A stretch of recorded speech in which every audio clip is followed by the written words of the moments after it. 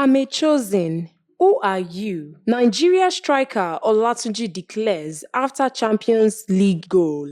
In a dramatic moment during Wednesday night's UEFA Champions League match, Nigerian forward Victor Olatunji captured global attention for his performance and a powerful personal statement. After scoring a crucial goal for Sparta Prague against Red Bull Salzburg, Olatunji lifted his jersey to reveal a message on his undershirt. It read, "I am chosen. Who are you?" This phrase, associated with the Lord's Chosen Charismatic Revival Ministries in Nigeria, has recently gone viral through numerous online testimonies shared by church members. The church, which was founded in Lagos in 2002 by Pastor Lazarus Moka. The church is known for its distinctive green vests or aprons, which possesses special protective powers. These extraordinary testimonies online have attracted fascination and doubt, leading to debates about their authenticity. The church has addressed the controversies, stating that some circulating videos were taken out of context or altered. By displaying this message on European football's biggest stage, Olatunji brought a piece of Nigeria's social media culture and religious expression to the global stage. Stay tuned to NaijaNews TV for more stories.